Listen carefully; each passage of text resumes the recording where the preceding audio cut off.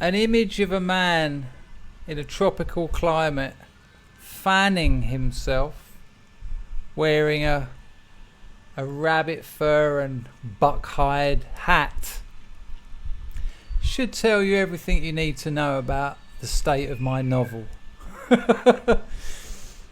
Nice to see you all. Can't see any of you, you know what I mean. People who've been hanging around this channel for a while will know there's been a novel on the go. There's a lot of you still penned in for a free copy who financially supported the channel in the early days. What happened was I got to about 120,000 words. Got an editor, very good editor. Amazing bloke, actually. Couldn't have found a better man for the job. And he wants me to get it down to 80,000 words. And every time I sit down to chop it up, I write more. You know, that's not good. It's unprofessional. It's ill-disciplined. You know, to spend 4 hours working and to leave the computer having added to the problem is not good. But it's reaching a point now. It's starting to... I think it's published before... nearly said Christmas. Before the end... Before spring. This will be out. Now, I've had interest from agents, publishers. But don't need them. Unnecessary. Got an editor. Got a platform. We'll be able to shift the load. The thing that does me... The thing that's scaring me... I mean, it's obviously it's autobiographical work, but with anything creative you're putting out there, it's frightening. Even doing this, you know, the 500 odd videos I've got backed up. I've said a lot of things, and with that comes a certain amount of responsibility, just in terms of what you've said. And there's a lot of fear around this novel. I was talking to my best friend earlier today. I really wish we'd have made a video about it. I kept saying while we were talking, you know, to have two best friends who both studied the arts, he's a musician, talking about the creative process. You know, hopefully I'll be able to get him on camera and we'll have a similar chat. But, you know, it's not uncommon when I tell a story on this channel for a couple of the comments, 2 or 3, to be, can't wait for your novel, or if they don't know, you should write a book, or... And there's a certain level of expectation, and I understand that. But the fear is that I think what's expected is a book of stories. I'm a storyteller, and it is a story. But it's a love story. And I set out to write about addiction. And it was almost as if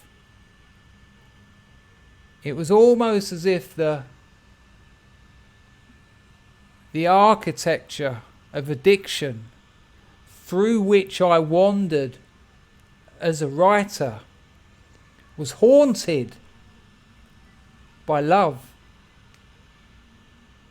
And that haunting, that's an essential, you know, it wasn't inhabited by love, and love wasn't absent. It was ghostly. And it was relentless. You know, the further I explored this idea of addiction, this experience of addiction, the more ghosts of love appeared. And now, having written probably 140, 150,000 words, having now cut that down to the cream of my abilities, you've got a story of love. Now, while within that there are tales of stupidity, kind of what I'm known for, tales of, you know, kind of almost now after the contemporary literature boom of the mid-20th century, you know, almost standard procedure postcards from the edge within the text. But it's fucking hard work. to read. It's hard work to read my novel. It's not easy. It's not baby food. It hasn't been produced by a cultural industry for your passive consumption. To get anything out of it, you're going to actively engage in giving it meaning. Something else you probably didn't want. The original concept was to run 2 novels parallel. A novel set in the present, told in the first person present. I am going down the road. It is hot. I put my hand in my pocket. I pull out a pack of bollock warm polos. I now here, present. And then woven into that story of now was a story of the same character's past. I was 6 years old. The street I grew up in was like this. And the idea being they would run next to each other,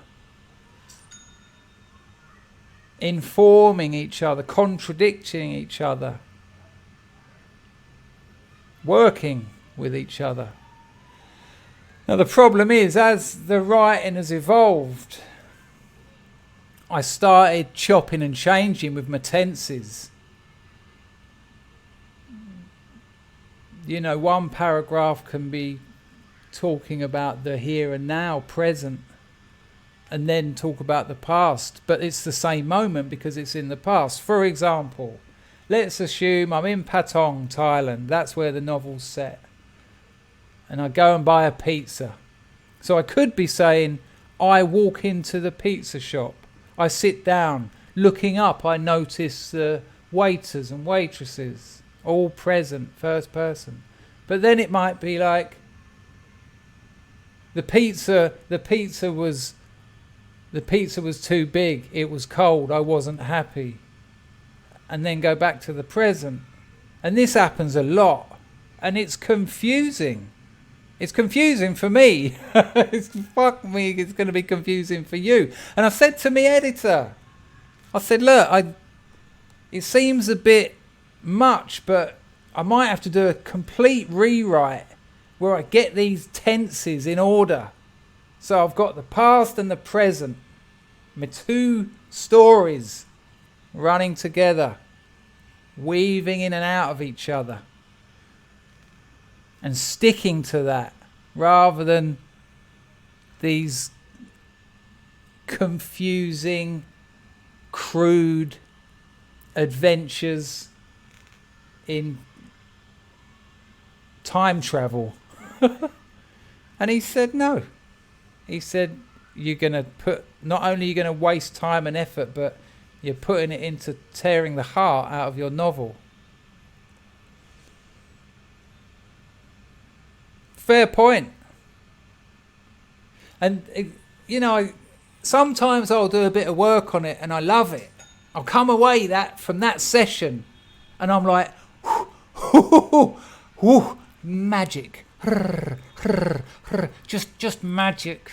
This is wizardry. That's rare.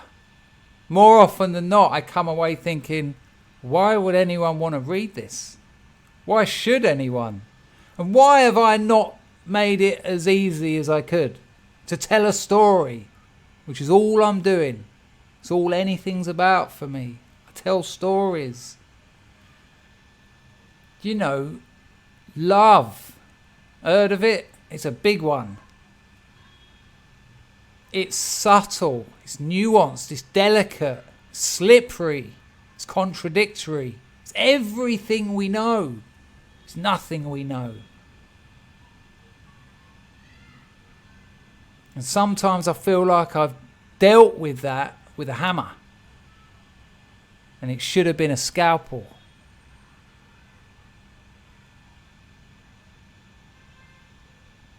I've often said this, and it's a fundamental truth for me regarding artistic production.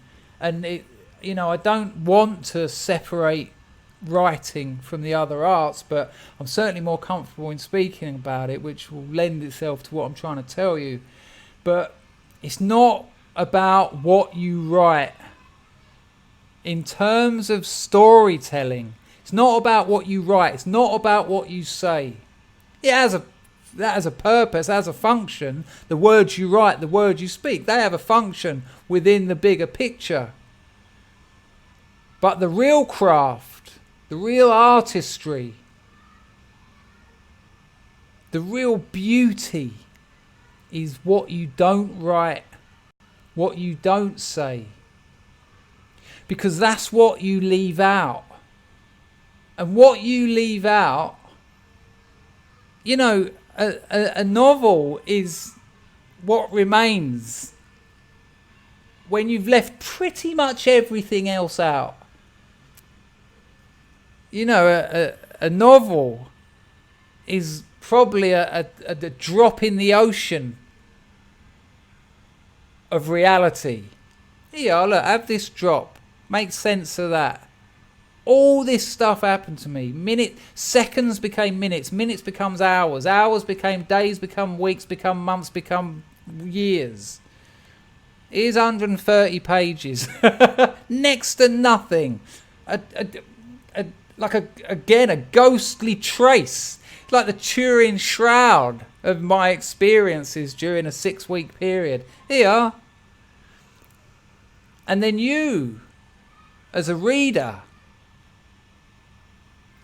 rather than being a passive, lumpen, proletariat consumer of pre-digested culture industry toot, where you do nothing, where you just absorb it. It's just information. It's like a report. It's all there. Rather than that, rather than you being a passive consumer, you have to fucking work. You have to be an active. You become your own author. You fill in the gaps. You put your own experiences, your own memories, your own understandings, your own fears, your own wonder, all of that. You put yourself into those gaps, into the missing pieces, into the bits between the bits. Therefore, giving it real meaning. Therefore, having a deeper psychological, not only understanding, but relationship with the text. It's become part of you. You've become part of it. And if you're prepared to put that work in,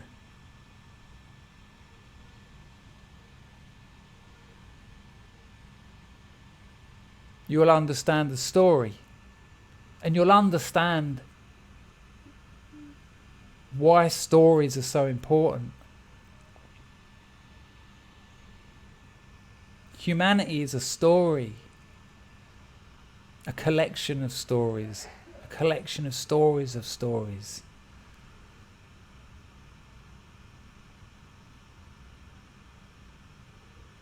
And we occasionally get our jobs editing that shit. But going back to my original point, it's kind of rude of me to assume this, but I can't help it. I can't help but think that there's these expectations that it's going to be a book of tales, like one of my stand-up shows. And like I say, there's some in there.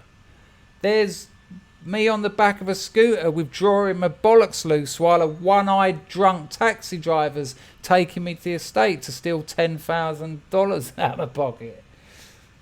There's 6 Viagra for breakfast and a doctor in Patong telling me he's going to have to stick a needle in the spongiform underside of my penis to manually pull the blood out of it so the damn thing calms down. Riddled, littered with such things. But you only get the ice cream if you eat your jacket spuds. You got to get through a lot of potato before you're getting your chocolate flakes. A love story. Yeah, I'm not unhappy about that. You know, I wanted to write something in the tradition of the people I admire and the novels I admire. But to have a conception of something as it's finished is cheating. It's lying. You know, to sit down and to suppose story of addiction and to be relentlessly haunted by ghosts of love.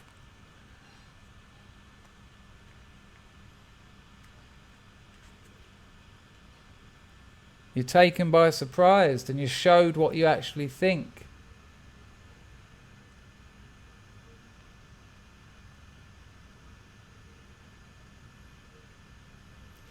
The issue, that one of the main issues I've got is, have I told a story with the emphasis Jesus not this doesn't bode well, does it? The emphasis, with the emphasis being on telling the story. No, with the emphasis being the story rather than the telling of the story.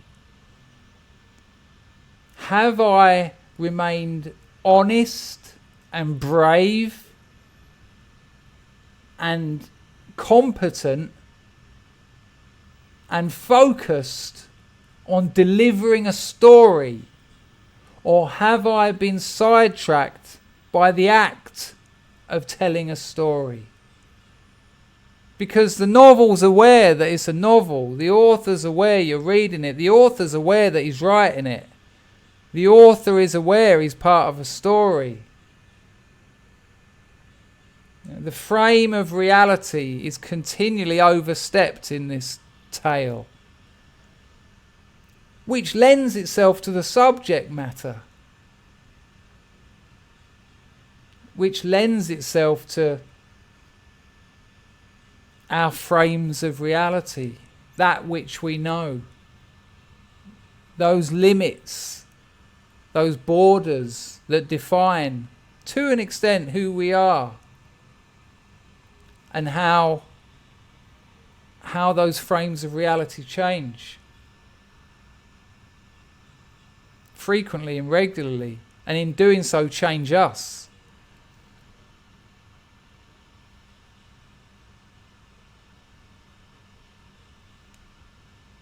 You know, if you were to ask me before I actually got busy, I'd have said it's a novel about a man who goes to Thailand to get off of heroin.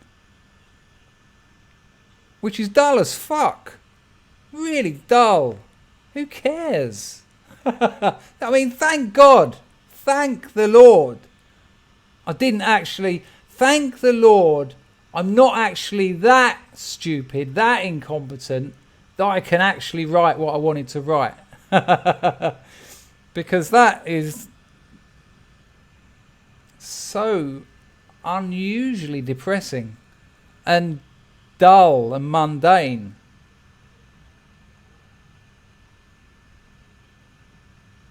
And yet, in investigating that, the actual story of love, of a lack of love, of a need for love, of ghosts of love, just went through the jungle of my arrogance, went through the jungle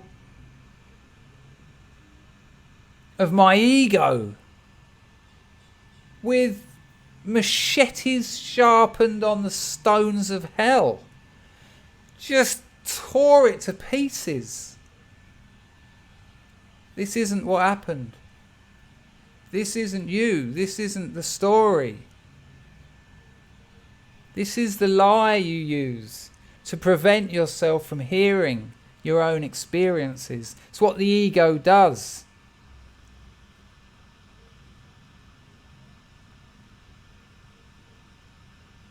and in a manner of almost apocalyptic self-destruction.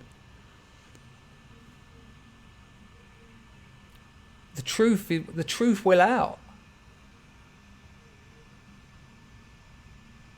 You don't get to say what something means.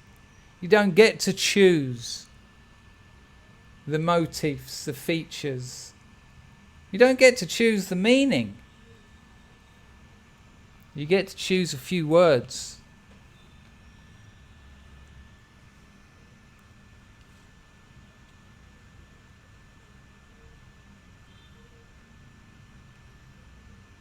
It means a lot to me, this story. And it means a lot to me, not just from the point of view of the memories or the experience, but it means a lot to me because as I've said before, I want to do justice. And again, I only learnt this halfway through the writing process, which I hope I'm beyond, who knows. I want to do justice to the life of the woman involved. And that is asking a colossal amount. I mean, it's such syrupy grandiosity. I'm almost choking on it now, but it's just so damn sweet. Any real surprise that honeybees sting? But what she gave me when I not only needed it most, but was looking for quite the opposite, sniffing round brothels. But for her to give me that, for her to see that gap in my story, in the story of my life, in the story of who I am, for her to see that and to offer a gift of love,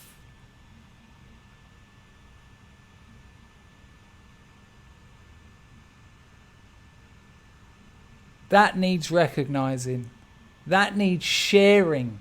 There becomes a social function. I'm not interested in decoration. I'm not interested in beauty for beauty's sake. I'm interested in a social, cultural, historical function. And art without that, it's great for chocolate boxes, you know, making the underground look reasonably approachable.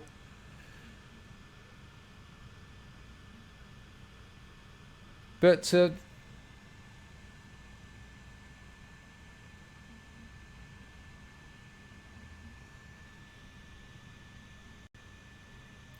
be able to offer a partial event of love that people can identify with, that people can put themselves in, that people can fill the gaps, find other gaps. To say to people who are loveless, to say to people who have made a personality out of how to love no one, to say to them there's something glaringly obvious and absent in your life. And it doesn't have to be like that. There's a better solution. There's a more human solution.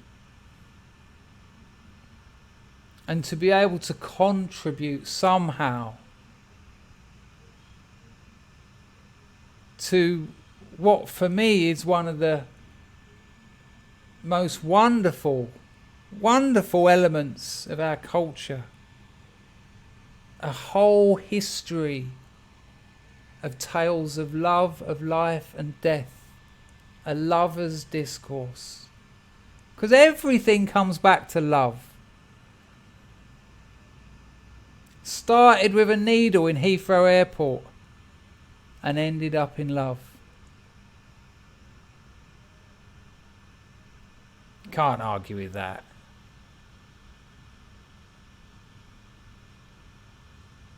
Why would you want to argue with that?